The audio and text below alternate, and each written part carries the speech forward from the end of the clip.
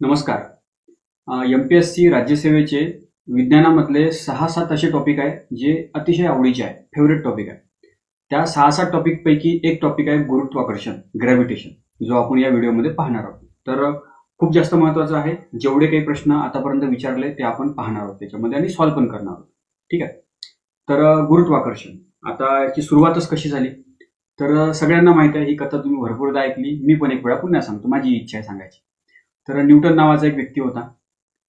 तो असाच आपलं एक पुस्तक, म्हणजे त्याला आधीपासूनच क्युरिओसिटी होती की हे आकाश कसं आहे, अवकाश म्हणजे स्पेस कसं असते, मग हे ग्रह, सूर्य, तारे, अशा सगळ्या गोष्टींमध्ये त्याला भरपूर क्युरिओसिटी, जिज्ञासा होती. तर अशाच प्रकारचं पुस्तक झाडाखाली तो वाचत होता. सफरचंदाचं झाड होतं म्हणते ते, ऍपलचं. तर वाचता वाचता त्याच्या डोक्यावरती ऍपल पडला. त्याच्या डोक्यावरती पडला की पुस्तकावरती पडला, कुठेही पडू. तर पडला तर तो विचारात पडला की जो हा सफरचंद आहे तर खालीच कसा का पडला, वर का नाही गेला, ठीक आहे, किंवा इकडे तिकडे का नाही गेला, खालीच कसा का पडला. तर मग या प्रश्नाने त्याला आणखी जास्त क्युरिओसिटी झाली आणि त्याच्यानंतर मग त्यानं डोकं लावायला सुरुवात केली. त्या प्रश्नासोबत त्याला हे पण थोडा प्रश्न पडला की ज्या प्रकारे जो ऍपल आहे तो आपल्या डोक्यावरती पडला, जमिनीवरती पडला, मग हा चंद्र पण तो डोक्यावरती आहे, चंद्र कसा का नाही पडत पृथ्वीवरती. ठीक आहे.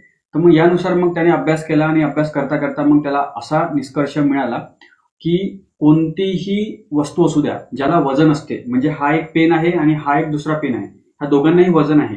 तर कोणतीही वस्तू, दोन वस्तू ज्यांना वजन असते, ज्यांना ज्यांना एक वस्तुमान असते, ते एकमेकांना आकर्षित करत असतात आणि या फोर्स ऑफ अट्रॅक्शनलाच आपण गुरुत्वाकर्षण म्हणतो, असं त्या न्यूटनने सांगितलं. आणि अशा प्रकारे गुरुत्वाकर्षणाचा शोध लागला. तुम्ही म्हणाल की हा पेनाला जर का मी असं जवळजवळ ठेवलं तर हे तर अट्रॅक्ट होत नाही एकमेकांसोबत, का बरं नाही होत? कारण ह्या दोघांवरती आपल्या पृथ्वीचं गुरुत्वाकर्षण आहे.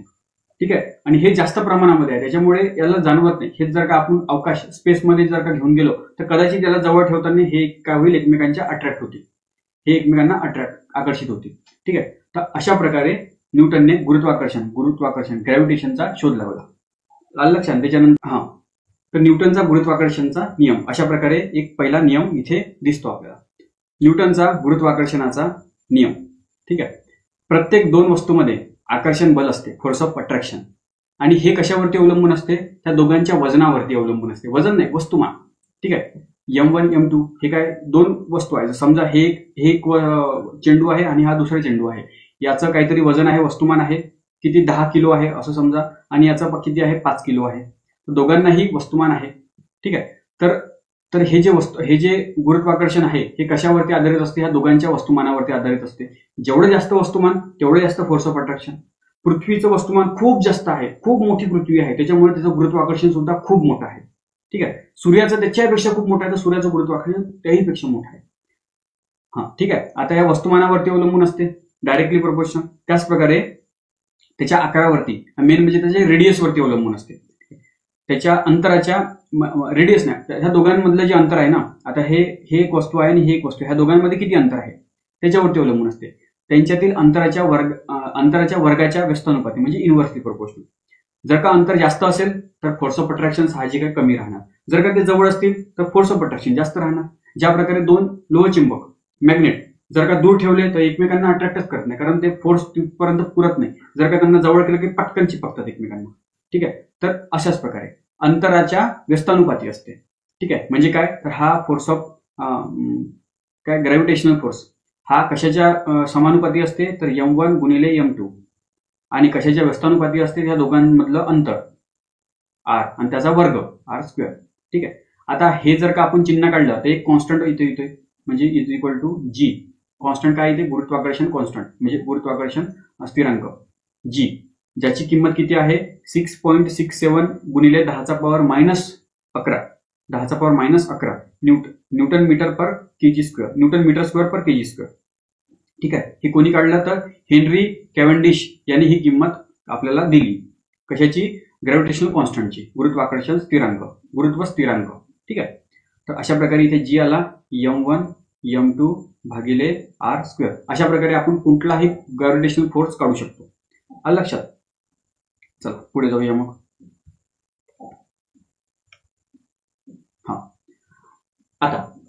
आता ग्रॅव्हिटेशनल फोर्स किती असतो हे याचा आपण फॉर्म्युला पाहिला. आता हे जे गुरुत्वाकर्षण आहे ग्रॅव्हिटी. आता ग्रॅव्हिटीचा अभ्यास करायचा आपल्याला. ऍक्सलरेशन ड्यू टू ग्रॅव्हिटी आणि मेन म्हणजे पृथ्वीची ग्रॅव्हिटी किती आहे. ठीक आहे.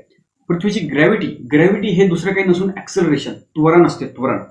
ज्या प्रकारे आपण टू व्हीलर चालवतो, स्कूटी चालवता किंवा बाईक चालवता, तर त्या ऍक्सिलेटरला असं जोरात असं केलं की त्याची स्पीड पण वाढते. पहिले 0 होती, मग 1, 2, 3, 4, मग 10, 100, 50, त्याच्या म्हणजे 100 पर्यंत घेऊन जाऊ शकतो आपण.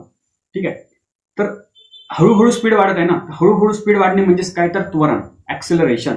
आणि याच ऍक्सेलरेशन, पृथ्वीने केलेल्या ऍक्सेलरेशनला ग्रॅव्हिटी म्हणत असतो. Acceleration due to gravity. ठीक आहे. पृथ्वीचे त्वरण म्हणजे काय, G, acceleration due to gravity. आता ही काढायची आपल्याला. तर कसं, सर्वात पहिले आपल्याला फोर्स तर माहिती आहे. फोर्स आधीच आपण काढला, ग्रॅव्हिटेशनल फोर्स जी M1 म्हणजे आणि M2. आता असं समजा M1 कोण आहे, तर आपण छोटं मास, तर याला आपण मी काय घेतो इथे, फक्त Mच घेतो, साधावाला M घेतो. ठीक आहे. म्हणजे F is equal to G, साधावाला M. आणि दुसरी कोणतं, पृथ्वी खूप वजनदार आहे, त्याच्यामुळे याला कॅपिटल M घेतो. ठीक आहे. भागिले ह्या दोघांमधलं अंतर.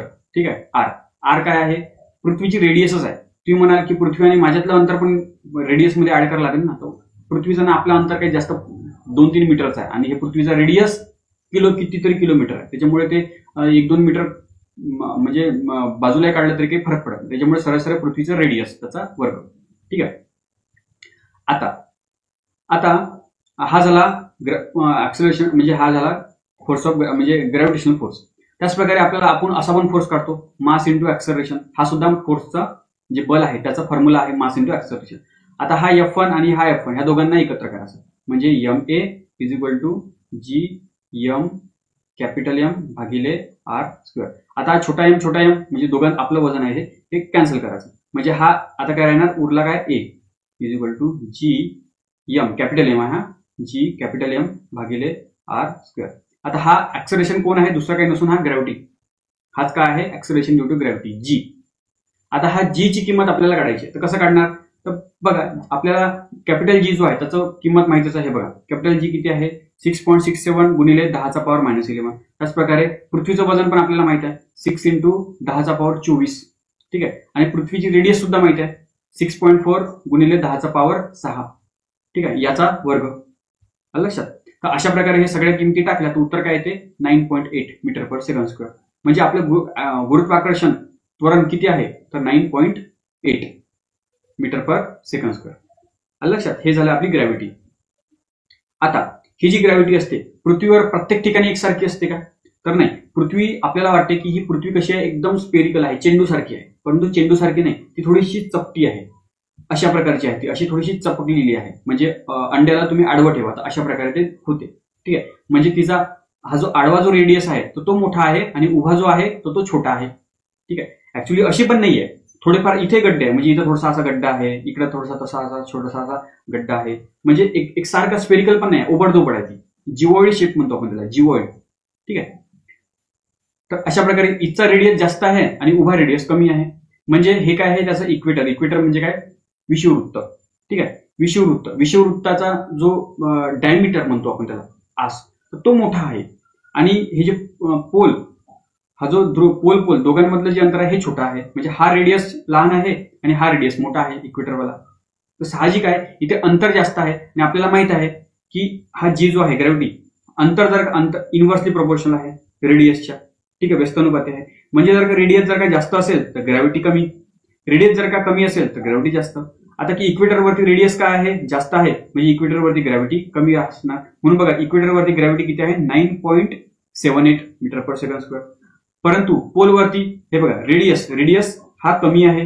रेडियस जर का कमी असेल तर ग्रॅव्हिटी जास्त राहणार. म्हणून बघा जी ध्रुव असते तिथं ग्रॅव्हिटी किती आहे, 9.83. हे बघा याच्यापेक्षा मोठी आहे की नाही, 9.78 कुठे, 9.83 कुठे. ठीक आहे. ते लक्षात असू द्या. जसजसं आपण या विषुववृत्तावरून पोलकडे जातो, ध्रुवाकडे जातो, तसतशी ग्रॅव्हिटी ही वाढत जाते. लक्षात. ठीक. आता ही पृथ्वी फिरत आहे. फिरत असल्यामुळे काय होते, त्याच्यावरती सेंट्रिफ्युगल फोर्स लागत असतो. सेंट्रिफ्युगल फोर्स काय आहे आणखी डिटेलमध्ये मी पुढच्या 2-3 स्लाइड नंतर सांगतो तुम्हाला. आता एवढंच लक्षात असू द्या की सेंट्रिफ्युगल फोर्स म्हणजे काय, जे बाहेर फेकतो आपल्याला. ठीक आहे. आता पृथ्वी फिरत आहे, पृथ्वी स्वतःभोवती अशी घुमत आहे, त्याच्यामुळे आपल्यावरती सेंट्रिफ्युगल फोर्स लागतो. त्याच्यामुळे आपण थोडंसं असं वर आल्यासारखं होतो. जर का पृथ्वीने जर का तिचा फिरण्याचा स्पीड जर का वाढवला तर आणखी आपण बाहेर खेचल्या जाऊ आणि तरंगायला लागू. ठीक आहे, एकदमच जास्त स्पीडमध्ये जर का घुमायला लागली तर मग ते डायरेक्ट अवकाशामध्ये असं फेकल्या जाऊ. ठीक आहे, मात्र म्हणजे याचा अर्थ काय, तर जसजशी पृथ्वीने जर का स्पीड वाढवली तर ग्रॅव्हिटी आणखी कमी कमी कमी कमी होत जाणार. जर का पृथ्वी फिरायची बंद जर का केली तर आणखी ग्रॅव्हिटी खूप जास्त वाढणार, आपण त्या जमिनीमध्ये फसून जाऊ. त्यामुळे पृथ्वी फिरताय तर चांगल्यासाठीच फिरताय. ठीक आहे, त्याच्यानंतर आता आपल्याला जी आपण काढलं, काय निघालं आपलं जी जी कसं निघालेला, कॅपिटल जी कॅपिटल एम भागिले आर स्क्वेअर. हे पृथ्वीचं वजन आणि पृथ्वीची त्रिज्या. बरं, आपण पृथ्वीच्या जागी दुसरा पण ग्रह घेऊ शकतो. हे बघा, हा आपला पूर्ण हा सूर्य आहे आणि सूर्यावरती हे बघा लहान लहान ग्रह आहे. हा आपला पृथ्वी. हे बघा पृथ्वी कुठे आहे, पृथ्वी हे बघा तिसऱ्या नंबरची पृथ्वी. ही ही ही काय आहे, ही पृथ्वी आहे, अर्थ. आणि हा काय आहे, गुरु, ज्युपिटर, गुरु सर्वात मोठा आपल्या सूर्यमालेमधला सर्वात मोठा ग्रह. आता पृथ्वीपेक्षा खूप मोठा आहे तो, साहजिक आहे. त्याचं वजन किती आहे, जास्त आहे. त्याच प्रकारे त्याची रेडियस सुद्धा जास्त आहे, परंतु वजनाचा परिणाम जास्त पडतो. त्याच्यामुळे जो इथे जो ग्रॅव्हिटी आहे, गुरुत्वाकर्षण, ज्युपिटरवरती जे गुरुत्वाकर्षण आहे तर ते पृथ्वीपेक्षा पण जास्त आहे, कारण त्याचं वजन जास्त आहे. लक्षात. म्हणून बघा ज्युपिटरचं जे हे आहे गुरुग्रहामध्ये, गुरुग्रहावरती ग्रॅव्हिटी किती आहे तर 24.79. आपल्या पृथ्वीवरती किती होती, 9.8. परंतु ज्युपिटरवरती किती आहे, गुरुवरती 24. त्याच्यात दुप्पट तिप्पट आहे. लक्षात. त्याचप्रकारे आपला जो चंद्र आहे, चंद्र पृथ्वीपेक्षा खूप छोटा आहे. साहजिक आहे, छोटा असल्यामुळे त्याचं वजन कमी आहे, रेडियस कमी आहे, त्याच्यामुळे त्याचे गुरुत्वाकर्षण सुद्धा कमी आहे. 1.62 एवढंच तिथलं गुरुत्वाकर्षण आहे. म्हणूनच आपण पृथ्वीवरती पद्धतशीर चालू शकतो. ते जर का चंद्रावरती गेलो तर असं आपण उड्या मारू, असं आता बरोबर असं चालत आहे ना. परंतु चंद्रावरती एक पाऊल टाकलं की असं वर उडवू आपण, पुन्हा खाली आलं की परत वर उडू, असं चेंडू सारखं असं टप्प्यात आपण पुढे जाऊ. लक्षात. तुम्ही कधी पहा, चंद्रावरती जो पहिला माणूस गेला होता तर त्याची व्हिडिओ आहे, अमेरिकेने काढलेले, तर तो पण असे उडत जातात ते. ठीक आहे, का बरं जातात, कारण त्याचं वजन कमी आहे. वजन कमी असल्यामुळे म्हणजे वस्तुमान कमी असल्यामुळे तिथली ग्रॅव्हिटी कमी आहे. ठीक आहे, आता पुढे जाऊया. आता आपल्या पृथ्वीवर येऊ. आता पृथ्वीवरून आपण जसं वर जाऊ तसं गुरुत्वाकर्षण कमी होईल की जास्त होईल.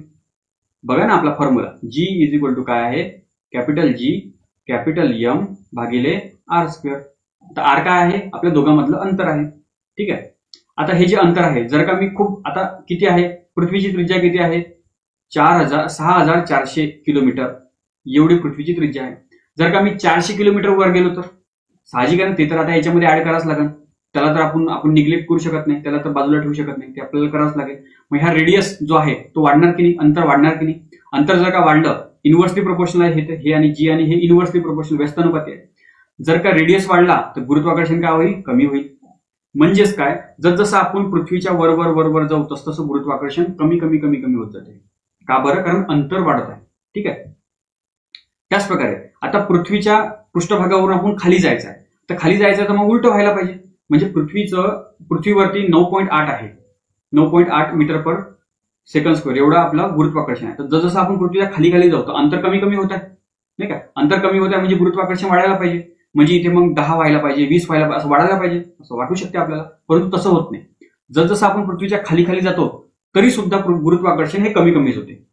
तुम्ही म्हणाल आता हे काय सांगत आहे, हे तर बरोबर नाहीये, तुम्ही आपल्या रूलच्या विरुद्धच जात आहे. परंतु बघा, जसं आपण पृथ्वीच्या खाली जात आहे तसं जे अंतर जे आहे, रेडियस तर कमी होत आहे, परंतु वजन पण तर कमी होत आहे ना. तुम्ही इथे येऊन थांबले, आता पृथ्वी तुमच्यासाठी पूर्ण एवढी आहे का, नाही. आता पृथ्वी किती राहिली, फक्त एवढीच राहिली. आणि वस्तुमान जे वजन असते ते वजनाचा परिणाम अंतरापेक्षा जास्त असतो. त्याच्यामुळे वजन कमी झाल्यामुळे पृथ्वीची जी ग्रॅव्हिटी आहे ते सुद्धा कमी होते.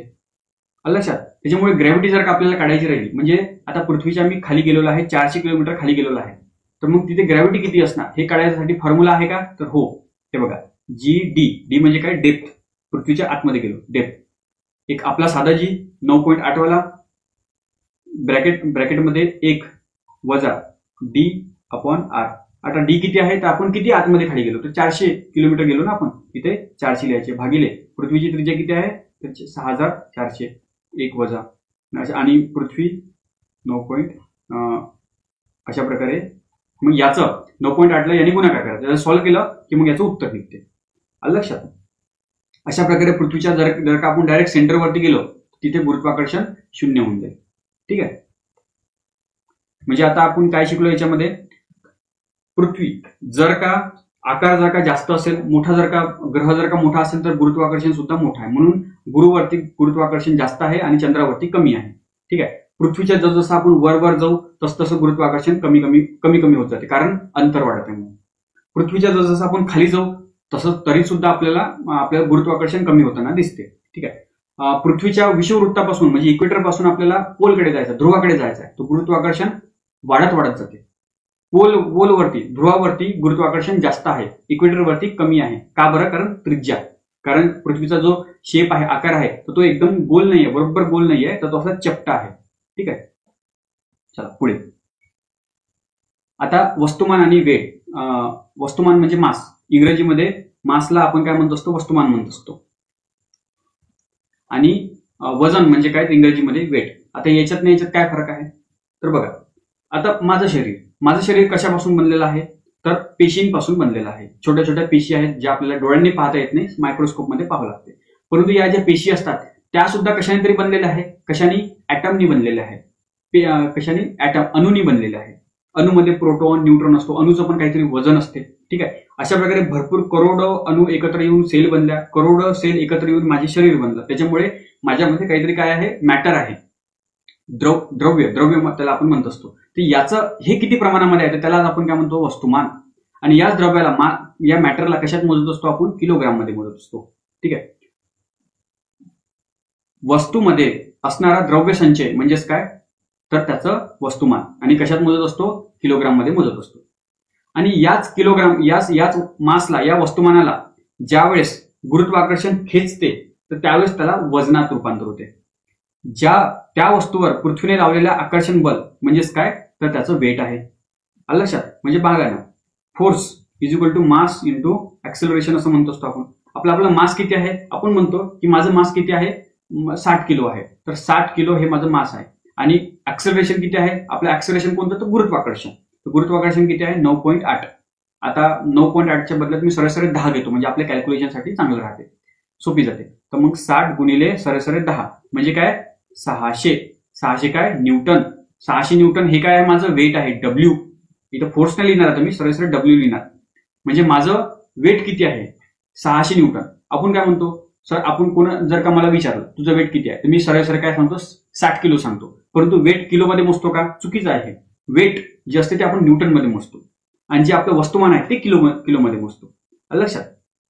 परंतु आपण जो वजन काट्यावरती आपण उभं राहतो, आपल्याला आकडा किती मध्ये दाखवतो? किलोग्राम मध्ये दाखवतो. आता त्याच्यावरती आपलं फोर्स लागत आहे ना, आपलं वेट त्याच्यावरती लागत आहे. परंतु हा आकडा कशामध्ये दाखवत आहे? किलोग्राम मध्ये दाखवत आहे. तर बरोबर ते ऍडजस्ट करतात, ते बरोबर ते सेटिंग करतात. त्यानुसार आपल्याला जे आपलं वजन जे आहे ते किलोग्राम मध्ये दाखवतं. म्हणून आपण आपलं वजन किती आहे तर एवढं किलोग्राम आहे असं आपण म्हणतो. ठीक आहे. परंतु ऍक्च्युअली टेक्निकल गोष्ट अशी आहे त्याच्या मागची. चला, आता हेच जर का मी वजन पृथ्वीवरती माझं वजन केलं तर 60 किलो निघालं. तेच जर का मी वजन चंद्रावरती करू तर चंद्रावरती जर का मी वजन केलं तर कसं करावं लागणार? वेट किती येणार माझं? mg. वेटचा फॉर्म्युला काय आहे? mg. फोर्स म्हणजे काय? हे बघा, force is equal to mass into acceleration. हा आपला एक साधा फॉर्म्युला आहे. आता हा फोर्स म्हणजेच काय? तर आपलं वेट. इथे एफच्या जागी मी डब्ल्यू लिहिलं. आणि एम म्हणजे काय? आपलं वस्तुमान. आणि ए म्हणजे काय? तर ऍक्सेलरेशन म्हणजे आपलं हे ग्रॅव्हिटी. म्हणजे म्हणून इथे काय लिहिलं मी? गुरुत्वाकर्षणचा जी लिहिला. ठीक आहे. अशा प्रकारे वेटचा फॉर्म्युला mg असा निघत असतो. ठीक आहे. आता पृथ्वीवरून आता चंद्रावर गेलो आपण. तर चंद्रावर माझं वजन किती आहे? अजूनही पण माझं वस्तुमान किती आहे? 60 किलोच आहे. 60 किलो गुणिले आता ग्रॅव्हिटी जी आहे, गुरुत्वाकर्षण, ते पृथ्वीवरची घेणार का मी? नाही, चंद्रावरची किती आहे? 1 पॉईंट किती होती आपली? आपण पाहिलं होतं ना. आता मला काय कॅल्क्युलेट 1.6 असं पकडा तुम्ही. 1.6. 1.6 कशाला? मी 1.5 पकडतो म्हणजे कॅल्क्युलेशनसाठी बरं राहते. 1.5 ला आपण 3/2 लिहू शकतो. ठीक आहे. तर मी इथे 3/2 लिहितो सरळ. ही काय झाली? गुरुत्वाकर्षण चंद्रावरची. ठीक आहे. आता याला आपल्याला सॉल्व्ह करायचं आहे. तर 60 ला 2 ने भाग केला तर किती होते? 30 गुणिले 3 म्हणजे किती होतात? 90 काय? न्यूटन. म्हणजे 90 न्यूटन हे किती आहे? माझं वजन आहे चंद्रावरती. आणि 600 न्यूटन पृथ्वीवरती. बरोबर आहे की नाही? तेच जर का मी ज्युपिटरवरती जर का गेलो तर तिथं त्याच्यापेक्षा जास्त आहे. आलं लक्षात? अशा प्रकारे हे खेळ असतो गुरुत्वाकर्षणाचा. ठीक आहे. आता फ्रीफॉल म्हणजे काय? फ्रीफॉल म्हणजे काय तर बघा, आता ही खूप मोठी इमारत आहे असं समजा, 100 मजल्याची इमारत आहे. ठीक आहे. 100 मजल्याची इमारत आपल्या भारतात तर नसून कुठे, पण असेल कुठेतरी, जिथे कुठे असेल, अमेरिका, युरोपमध्ये किंवा चायनामध्ये असतात भरपूर. तर गेलो तिथे. ठीक आहे. आता या 100 तिथं एकदम एकदम वरच्या मजल्यावरती हा गेला. हा कोण आहे? चमन आहे. चमन माझा मित्र. तर चमन बॉल घेऊन गेला. आता चमनने बॉल इथे फेकला नाही, फक्त सोडून दिला. सोडल्या हा बॉल काय झाला, असा खाली पडत गेला. हळूहळू त्याची स्पीड एवढी वाढली की इथपर्यंत तो जेव्हा याच्यावरती आदळला ना, तर इथं फरची होती, तर फरची सुद्धा पडून गेली. साधा बॉल ज्यावेळेस मी असा आपटतो त्या फरचीवरती तर काहीच होत नाही, परंतु वरून ज्यावेळेस मी बॉल फेकला त्याची स्पीड खाली येताना एवढी झाली की ती फरची सुद्धा फुटली. म्हणजे बघा, इथे त्याने फेकला सुद्धा नाही बॉल, फक्त असा सोडून दिला. 0 स्पीडवरती हा बॉल सोडून दिला आणि हा एकसारखा खाली पडत गेला. आणि याच्यावरती जो जी आहे गुरुत्वाकर्षण, हा एकसारखा प्रत्येक सेकंदाला गुरुत्वाकर्षण लागत गेला. किती? प्रत्येक सेकंदाला 9.8 मीटर पर सेकंद एवढी स्पीड त्याची वाढत गेली. प्रत्येक सेकंदाला 9.8 मीटर पर सेकंद एवढी स्पीड त्याची वाढत गेली. ठीक आहे. त्याच्यामुळे सुरुवातीला 0 होती, दुसऱ्या सेकंदाला 9.8 झाली, तिसऱ्या सेकंदाला याच्या डबल झाली. ठीक आहे. असं करता करता इथे होताना एवढी स्पीड झाली की ती फरची फुटून गेली. ठीक आहे. तर ही जी प्रत्येक सेकंदाला जी स्पीड त्याची वाढत आहे, कशामुळे? गुरुत्वाकर्षणामुळे. हा फ्रीली फॉल होत आहे. म्हणजे यालाच आपण काय म्हणतो? मुक्त पतन, फ्री फॉल. म्हणजे कुठलाही अडथळा न येता जर का एखादी वस्तू वरून खाली पडत असेल तर त्याला आपण काय म्हणतो? फ्री फॉल म्हणत असतो. परंतु ऍक्च्युअल मध्ये फ्री फॉल आहे का? नाही. आपल्या आजूबाजूला काय हवा आहे, हवेमध्ये धुळीचे कण, याची त्याची कण आहे, तर हे काय रेजिस्टन्स म्हणजे एक प्रकारे विरोध करतात, म्हणजे एक अडचण येते. ठीक आहे. जसं मी जर का असा हात फिरवला तर मला हाताला काहीतरी जाणवते, हवा जाणवते. ठीक आहे. तुम्ही टू व्हीलरवरती जात असाल किंवा कारमध्ये जात असाल तर असा हात बाहेर काढून बघा तुम्ही, तर अशी आपला जो हात आहे तो हवा काय करते? मागे फेकते, म्हणजे रेजिस्टन्स आहे. ठीक आहे. एरोडायनामिक्सचा हा भाग आहे. तर जर का मी इथून पूर्ण हवा काढून टाकली आणि व्हॅक्यूम तयार केला, आणि व्हॅक्यूम मध्ये जर का मी एखाद्या वस्तूला सोडलं तर ते बरोबर खाली तेवढ्या स्पीडनी खाली येते. जसं एक एक्सपेरिमेंट पण केला होता. कसं? एक व्हॅक्यूम चेंबर घेतलं. ठीक आहे. या व्हॅक्यूम चेंबरमध्ये आता तुम्ही म्हणाल की प्रत्येक वस्तूवरती जी गुरुत्वाकर्षण आहे तो 9.8 लागतो का? तर हो. किती काही हलका असो आणि किती काही जड असतो. म्हणजे ही एक बॉटल आहे माझ्याजवळ आणि आज साधा कागद आहे. आता हा कागद आहे, कागदाचा मी हा छोटासा तुकडा हे केला. आता याच्यावरती एकसारखा गुरुत्वाकर्षण लागेल का? तर हो. आता जर का मी फेकलं ना तर हे पटकन खाली पडेल, परंतु हा जो कागद आहे हा हळूहळू खाली पडेल. का बरं? कारण याला आणखी जास्त त्रास होत आहे. कशाचा? हवेचा त्रास होत आहे. पण जर का मी हवा पूर्ण काढून टाकली तर आता ही बॉटल आणि हा कागद एकसारखा सोडला तर बरोबर हे हळूहळू जमिनीवरती त्याच वेळेवरती खाली पडेल. ठीक आहे. एका सेकंदाचा इकडे तिकडे फरक होणार नाही, परंतु काय? आपल्याला व्हॅक्यूम चेंबर बनवायला लागेल. ठीक आहे. याच पडण्याला काय म्हणतो आपण? फ्री फॉल म्हणत असतो. ठीक आहे. फ्री फॉल तुम्हाला समजला असेल. आता ग्रॅव्हिटेशनल पोटेन्शियल एनर्जी, गुरुत्वीय स्थितीज ऊर्जा असं म्हणतो. आता हे काय आहे? आता बघा, जेव्हा हा चमन हा बॉल घेऊन वर गेला, किती वर गेला? तर असं समजा हा 100 मीटर आहे. 100 मीटर बिल्डिंग वरती गेला तो. आता ही काय त्याची झाली हाईट. तर ह्या बॉलला 100 मीटर वर घेऊन गेला, म्हणजे त्याच्यामध्ये आता ऊर्जा साठवली गेली. कोणती ऊर्जा? तर स्थितीज ऊर्जा, पोटेन्शियल एनर्जी म्हणतो. आणि ही पोटेन्शियल एनर्जी कशी काढतो आपण? MgH. लक्षात? MgH. तर MgH म्हणजे आता याच्यामध्ये M किती आहे? समजा 10 किलोचा तो चेंडू होता, 10 किलोचा. त्याच्यानंतर गुरुत्वाकर्षण किती आहे? 9.8 आणि गुणिले हाईट किती आहे? 100. ठीक आहे. आता उत्तर किती येणार? आता या 9.8ला सरासरी 10 घेतो. 10 गुणिले 10 100. 100 गुणिले 100 किती होतात? 1000. 1000 काय? तर जूल. 1000 नाही होत, किती होते? 10,000 होते. हा तेच. तर पोटेन्शियल एनर्जी, स्थितीज ऊर्जा किती आहे? 10,000 जूल. एवढी एनर्जी त्याच्यामध्ये साठवल्या जाईल. जेव्हा हा बॉल मी खाली पाडू तेव्हा हे पोटेन्शियल एनर्जीचं रूपांतर हळूहळू कायनेटिक एनर्जीमध्ये होणार, म्हणजे गतीज ऊर्जा. म्हणजे त्याला हळूहळू गती येत राहणार. आणि जेव्हा तो खाली पडेल त्यावेळेस पोटेन्शियल एनर्जी त्याची पूर्णपणे 0 होऊन जाईल आणि कायनेटिक एनर्जी सर्वात जास्त राहील. त्यावेळेस त्याची कायनेटिक एनर्जी अतिशय जास्त राहील. लक्षात? म्हणजे बघा, पहिले असं समजा तुम्ही की हा ज्यावेळेस इथं होता, इथं पोटेन्शियल एनर्जी किती होती? पोटेन्शियल एनर्जी होती किती होती? 10,000 जूल होती ना. तर आपण 100च घेऊ ना आपल्या गणितासाठी, आपल्याला काही समजण्यासाठी. पोटेन्शियल एनर्जी 100 जूल होती आणि कायनेटिक एनर्जी जी होती ती किती होती? 0 होती. त्याच्यानंतर हळूहळू तो इथे आला. इथे काय झालं? पोटेन्शियल एनर्जी किती झाली? कमी झाली. किती झाली? 90 झाली.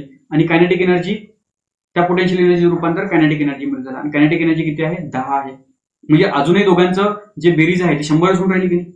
इथे 100 अधिक 0 100 होत होते. आता इथे 90 अधिक 10 100. या ठिकाणी पोटेन्शियल एनर्जी किती आहे आता या ठिकाणी 50 राहिली आणि कायनेटिक एनर्जी किती बनली 50.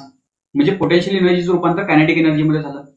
टोटल एनर्जी आहे ती एकसारखीच राहते, फक्त पोटेन्शियल एनर्जीचं रूपांतर कायनेटिक मध्ये जाते. आलं लक्षात. तर असं असते टोटल एनर्जी किती आहे पोटेन्शियल एनर्जी अधिक कायनेटिक एनर्जी. टोटल एनर्जी कधी बदलत नाही. हा कायनेटिक एनर्जी आणि पोटेन्शियल एनर्जी हे मात्र बदलू शकते. याचं रूपांतर त्याच्यामध्ये होऊ शकते किंवा त्याचं रूपांतर याच्यामध्ये होऊ शकते. ठीक आहे. गतिज ऊर्जा आणि स्थितीज ऊर्जा. बघा राज्यसेवा 2016 मध्ये प्रश्न आला की एक वस्तू निर्वात पोकळी म्हणजे काय तर व्हॅक्यूम. एक वस्तू व्हॅक्यूम मधून गुरुत्वाकर्षण क्रिये अंतर्गत मुक्तपणे खाली पडत आहे फ्री फॉल. तर अशा प्रकारच्या क्रियेमध्ये खालीलपैकी कोणत्या बाबी स्थिर राहतील. काय स्थिर राहतील. गतिज ऊर्जा म्हणजे कायनेटिक एनर्जी स्थिर राहील का नाही. सुरुवातीला ते कमी असेल हळूहळू हळूहळू ती वाढेल म्हणजे ती वाढत आहे ही स्थिर नाहीये. स्थितीज ऊर्जा म्हणजे पोटेन्शियल एनर्जी स्थिर राहील का नाही. वरती सर्वात जास्त हळूहळू हळूहळू कमी कमी होत जाईल आणि जेव्हा तळाला जाईल त्यावेळेस एकदम शून्य होऊन जाईल. संपूर्ण यांत्रिक ऊर्जा टोटल मेकॅनिकल एनर्जी ही मात्र एकसारखी राहील कारण टोटल मेकॅनिकल एनर्जी किती असते कायनेटिक एनर्जी अधिक पोटेन्शियल एनर्जी ह्या दोघांची बेरीज असते. याचं रूपांतर याच्यामध्ये होते. ठीक आहे. मात्र दोघांची बेरीज एकसारखीच असते. आलं लक्षात. त्याच्यानंतर राज्यसेवा 2024 मध्ये एक प्रश्न विचारला.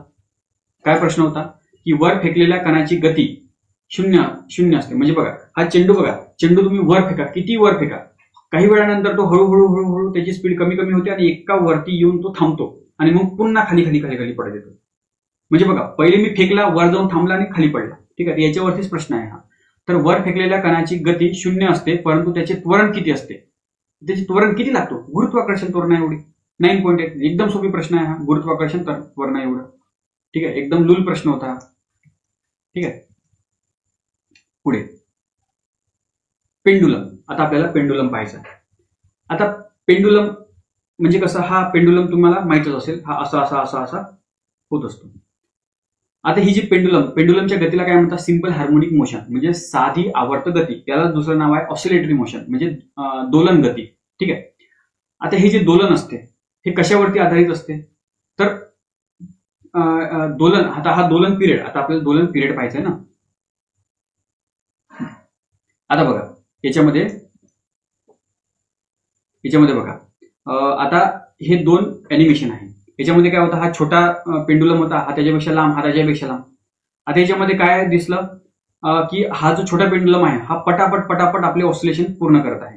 म्हणजे एक ऑसिलेशन इकडून इकडे जायला आणि इकडून परत यायला याला म्हणतो आपण एक ऑसिलेशन एक दोलन. तर असं व्हायला तर तो पटकन होत आहे. का बरं कारण हा छोटा आहे त्याची लांबी कमी आहे म्हणून. ठीक आहे. हा त्याच्यापेक्षा लांब आहे याला पूर्ण दोलन करायला आणखी जास्त वेळ लागत आहे आणि हा सर्वात लांब आहे त्याला खूपच जास्त वेळ लागत आहे. म्हणजे याला 1 सेकंद लागत आहे याला किती लागत आहे 2 आणि याला किती लागत आहे 4 सेकंद लागत आहे कारण हा लांब आहे. आलं लक्षात. तर ऑसिलेटरी पिरियड म्हणजे दोलन काळ म्हणजेच काय. दोलन काळ म्हणजे काय तर त्याला एक ऑसिलेशन पूर्ण करायला किती वेळ लागतो. इथून इथपर्यंत जायला आणि परत इथून इथपर्यंत परत यायला किती वेळ लागतो.